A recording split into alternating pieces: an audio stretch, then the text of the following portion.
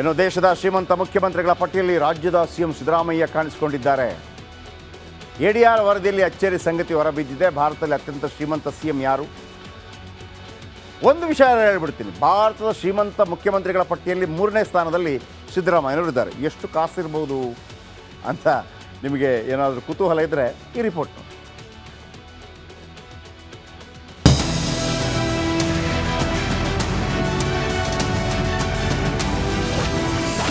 ಚಂದ್ರಬಾಬು ನಾಯ್ಡು ಬಳಿ 931 ಕೋಟಿ.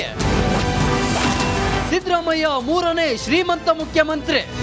ದೇಶದ ಶ್ರೀಮಂತ ಮುಖ್ಯಮಂತ್ರಿ ಮತ್ತು ಕಡಿಮೆ ಆಸ್ತಿಯುಳ್ಳ ಪಟ್ಟಿಯನ್ನು association for democratic reforms release ಮಾಡಿದೆ. ಎಡಿಆರ್ ಪ್ರಕಾರ ಆಂಧ್ರಪ್ರದೇಶ ಮುಖ್ಯಮಂತ್ರಿ ಚಂದ್ರಬಾಬು ನಾಯ್ಡು 931 ಕೋಟಿ ರೂಪಾಯಿ ಮೌಲ್ಯದ ಆಸ್ತಿಯೊಂದಿಗೆ ಭಾರತದ ಅತ್ಯಂತ ಶ್ರೀಮಂತ ಮುಖ್ಯಮಂತ್ರಿ ಎನಿಸಿದ್ದಾರೆ.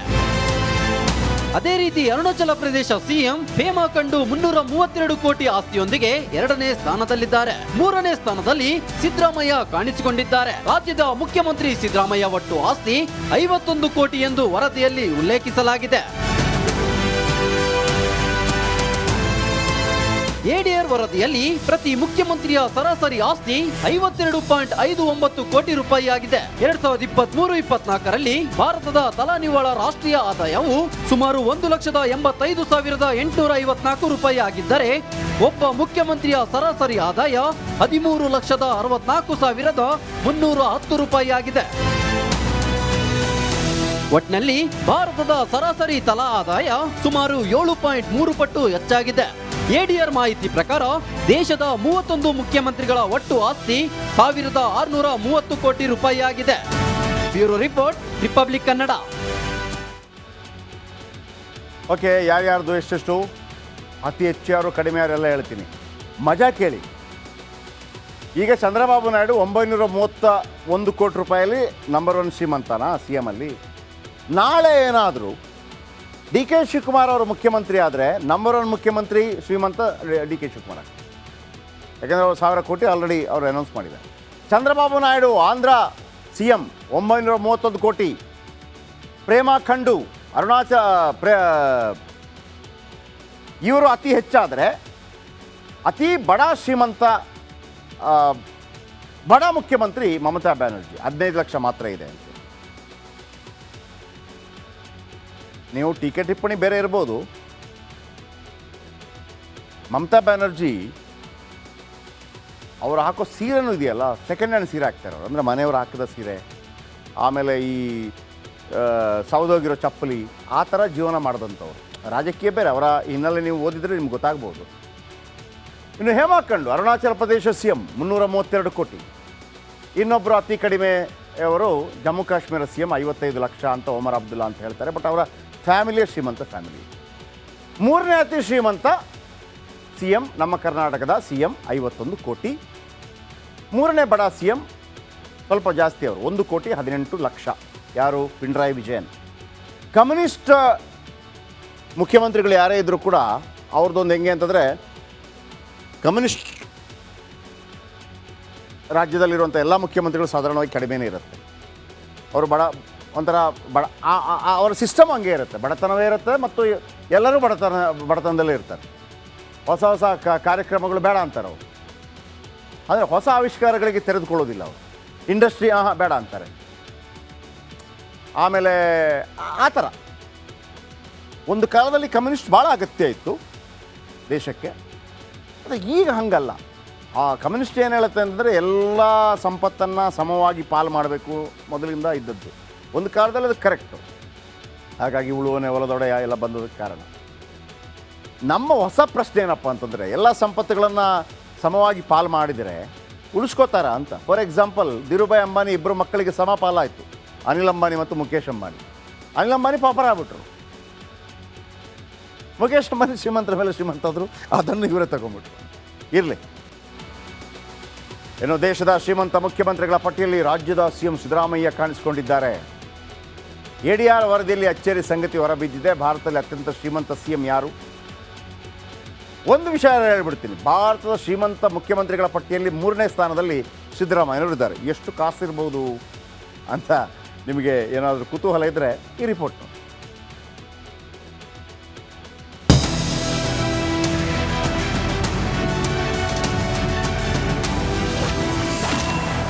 ಚಂದ್ರಬಾಬು ನಾಯ್ಡು ಬಳಿ 931 ಕೋಟಿ. ಸಿದ್ದರಾಮಯ್ಯ ಮೂರನೇ ಶ್ರೀಮಂತ ಮುಖ್ಯಮಂತ್ರಿ. ದೇಶದ ಶ್ರೀಮಂತ ಮುಖ್ಯಮಂತ್ರಿ ಮತ್ತು ಕಡಿಮೆ ಆಸ್ತಿಯುಳ್ಳ ಪಟ್ಟಿಯನ್ನು association for democratic reforms release ಮಾಡಿದೆ. ಎಡಿಆರ್ ಪ್ರಕಾರ ಆಂಧ್ರಪ್ರದೇಶ ಮುಖ್ಯಮಂತ್ರಿ ಚಂದ್ರಬಾಬು ನಾಯ್ಡು 931 ಕೋಟಿ ರೂಪಾಯಿ ಮೌಲ್ಯದ ಆಸ್ತಿಯೊಂದಿಗೆ ಭಾರತದ ಅತ್ಯಂತ ಶ್ರೀಮಂತ ಮುಖ್ಯಮಂತ್ರಿ ಎನಿಸಿದ್ದಾರೆ. ಅದೇ ರೀತಿ ಅರುಣಾಚಲ ಪ್ರದೇಶ ಸಿಎಂ ಪೇಮಾ ಖಂಡು 332 ಕೋಟಿ ಆಸ್ತಿಯೊಂದಿಗೆ 2ನೇ ಸ್ಥಾನದಲ್ಲಿದ್ದಾರೆ. 3ನೇ ಸ್ಥಾನದಲ್ಲಿ ಸಿದ್ದರಾಮಯ್ಯ ಕಾಣಿಸಿಕೊಂಡಿದ್ದಾರೆ. ರಾಜ್ಯದ ಮುಖ್ಯಮಂತ್ರಿ ಸಿದ್ದರಾಮಯ್ಯ ಒಟ್ಟು ಆಸ್ತಿ 51 ಕೋಟಿ ಎಂದು ವರದಿಯಲ್ಲಿ ಉಲ್ಲೇಖಿಸಲಾಗಿದೆ. ಎಡಿಆರ್ ವರದಿಯಲ್ಲಿ ಪ್ರತಿ ಮುಖ್ಯಮಂತ್ರಿಯ ಸರಾಸರಿ ಆಸ್ತಿ 52.59 ಕೋಟಿ ರೂಪಾಯಿ ಆಗಿದೆ. 2023-24ರಲ್ಲಿ ಭಾರತದ ತಲಾ ನಿವ್ವಳ ರಾಷ್ಟ್ರೀಯ ಆದಾಯವು ಸುಮಾರು 1,85,854 ರೂಪಾಯಿ ಆಗಿದ್ದರೆ ಒಬ್ಬ ಮುಖ್ಯಮಂತ್ರಿಯ ಸರಾಸರಿ ಆದಾಯ 13,64,310 ರೂಪಾಯಿ ಆಗಿದೆ. ಒಟ್ನಲ್ಲಿ ಭಾರತದ ಸರಾಸರಿ ತಲಾ ಆದಾಯ ಸುಮಾರು 7.3 ಪಟ್ಟು ಹೆಚ್ಚಾಗಿದೆ. ಎಡಿಆರ್ ಮಾಹಿತಿ ಪ್ರಕಾರ ದೇಶದ 31 ಮುಖ್ಯಮಂತ್ರಿಗಳ ಒಟ್ಟು ಆಸ್ತಿ 1,630 ಕೋಟಿ ರೂಪಾಯಿ ಆಗಿದೆ. Bureau report, republic Kannada. Okay, ಯಾರ್ಯಾರ್ದು ಎಷ್ಟೆಷ್ಟು, ಅತಿ ಹೆಚ್ಚು ಯಾರು ಕಡಿಮೆ ಯಾರೆಲ್ಲ ಹೇಳ್ತೀನಿ, ಮಜಾ ಕೇಳಿ. ಈಗ ಚಂದ್ರಬಾಬು ನಾಯ್ಡು 931 ಕೋಟಿ ರೂಪಾಯಲ್ಲಿ ನಂಬರ್ 1 ಶ್ರೀಮಂತನಾ CM ಅಲ್ಲಿ? ನಾಳೆ ಏನಾದರೂ DK ಶಿವಕುಮಾರ್ ಅವರು ಮುಖ್ಯಮಂತ್ರಿ ಆದರೆ ನಂಬರ್ 1 ಮುಖ್ಯಮಂತ್ರಿ ಶ್ರೀಮಂತ DK ಶಿವಕುಮಾರ್, ಯಾಕೆಂದರೆ ಅವರು 1,000 ಕೋಟಿ ಆಲ್ರೆಡಿ ಅವರು ಅನೌನ್ಸ್ ಮಾಡಿದ್ದಾರೆ. ಚಂದ್ರಬಾಬು ನಾಯ್ಡು ಆಂಧ್ರ CM 931 ಕೋಟಿ, ಪೇಮಾ ಖಂಡು ಇವರು ಅತಿ ಹೆಚ್ಚಾದರೆ ಅತಿ ಬಡ ಶ್ರೀಮಂತ ಬಡ ಮುಖ್ಯಮಂತ್ರಿ ಮಮತಾ ಬ್ಯಾನರ್ಜಿ 15 ಲಕ್ಷ ಮಾತ್ರ ಇದೆ ಅಂತ.